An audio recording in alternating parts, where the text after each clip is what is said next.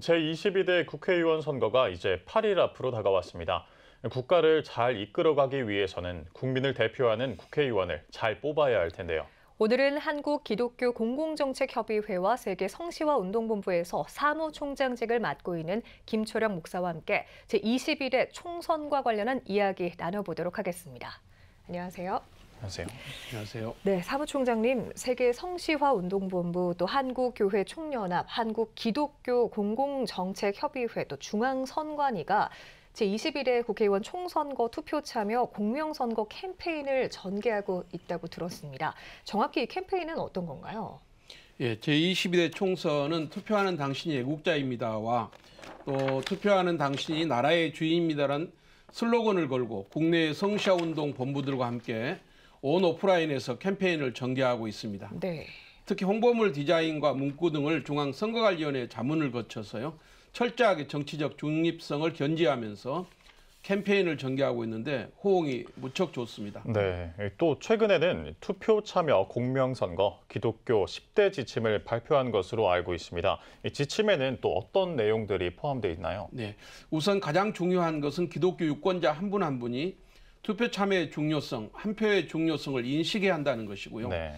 또한 후보자의 정책과 걸어온 길, 후보자가 소속한 정당과 후보자의 정책과 공약 등을 꼼꼼하게 따져보라는 것입니다. 네.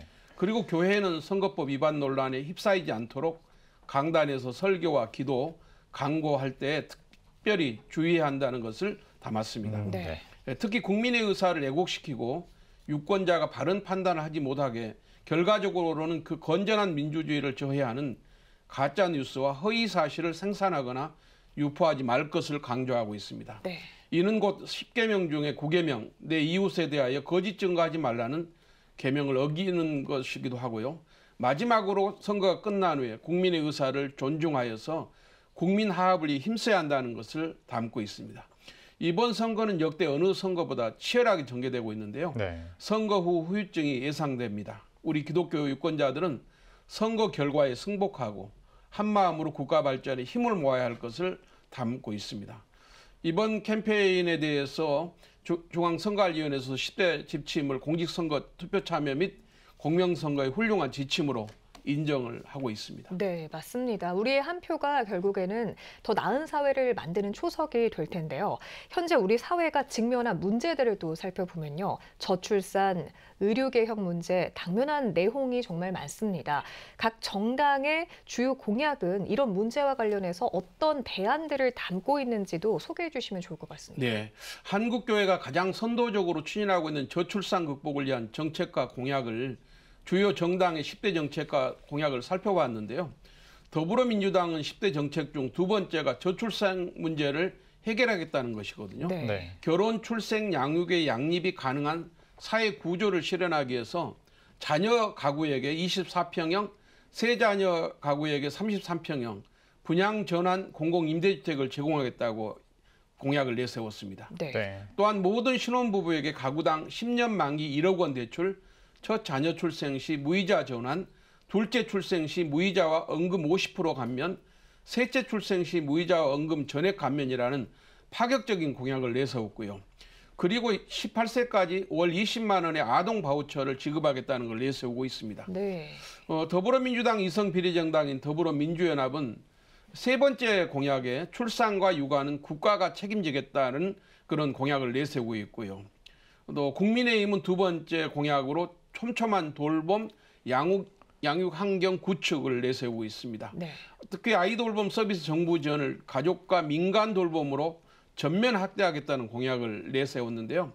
저출생 문제 해결을 위한 부총리급 인구부를 신설하고 여러 부처에 흩어진 저출생 정책을 인구부로 통합하여 국가 차원의 저출생 대책을 마련하겠다고 하는 공약을 내세웠습니다. 예. 또한 안정적인 저출생 대응, 재원 마련을 위해 저출생 대응 특별 회계를 신설하겠다고 약속했고요. 또한 아이돌봄 서비스 인력에 대한 정부 안심 보증 추진과 아이돌봄 서비스 비용을 연말정산 공제 항목에 네. 포함하겠다는 약속도 하고 있습니다. 특히 정부가 추진 중인 늘봄학교를 단계적으로는 무상 시행하겠다는 공약을 제시하고 있고요. 이처럼 더불어민주당과 국민의힘 저출생 공약을 살펴보았는데 그동안 한국기독교 공공정책협의회가 지난 21대 총선, 22대 대통령 선거에서 정책으로 제안한 그 정책들과 성명서들을 이제 수용한 것이어서 앞으로 여야 정당과 더욱 긴밀하게 협의하여서 반드시 정책화하도록 그렇게 할 생각입니다. 예. 다만 한 가지 아쉬운 것은 한국교회가 추진하고 있는 종교시설의 돌봄, 양육 공간 활용 제한은 여야 정당의 공약으로 명시적으로 포함되지 않아서 아쉽습니다. 그렇지만 네. 아이돌봄 서비스 정부 지원을 가족과 민간으로 확대하겠다는 그 공약 속에 종교시설을 출산 돌봄 공간으로 활용할 수 있다는 그 가능성은 있는 것으로 저희가 판단하고 있습니다. 네. 네, 이 양당 모두 저출생 극복을 위한 공약을 내세웠다는 게 눈에 띄는 것 같습니다. 네. 이렇게 좋은 나라를 만들기 위해서는 좋은 리더를 뽑는 게 무엇보다 중요할 텐데요. 우리 국민과 한국교회 성도들이 투표에 참여할 수 있도록 독려 메시지 한번 전해주시죠. 네. 이번 총선에서 국민의 존경을 받고 국가 발전을 위하여 헌신할 좋은 일꾼들을 선출해야 합니다. 이를 위해서는 반드시 투표해야 합니다. 나 한 사람 투표 안 해도 된다는 생각을 가져서는 안 됩니다. 한 표가 역사를 바꾼 사례가 여럿 있는데요. 1645년 대영 제국은 한 표 차이로 올리버 크로메일에게 전 영국을 다스리는 통치권을 부여했으며 1800년 미국 대통령을 뽑는 하원 투표에서 토마스 제퍼슨은 한 표 차이로 미국의 제3대 대통령에 당선되었습니다. 네. 투표권은 모세의 지팡이와 같습니다. 경제, 외교, 안보, 남북 문제 등 어려움에 처한 우리나라 위기를 극복할 가장 큰 힘은 정치에 있습니다. 그러므로 나라가 잘 되도록 유권자들이 기도하면서 반드시 훌륭한 지도자들이 선출되도록 투표에 참여해 주실 것을 간절히 당부드립니다. 네. 22대 국회의원 총선거 이제 정말 얼마 남지 않았습니다.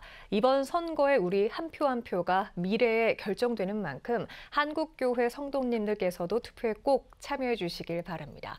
오늘 말씀 잘 들었습니다. 지금까지 김철영 사무총장님과 함께했습니다. 고맙습니다. 감사합니다.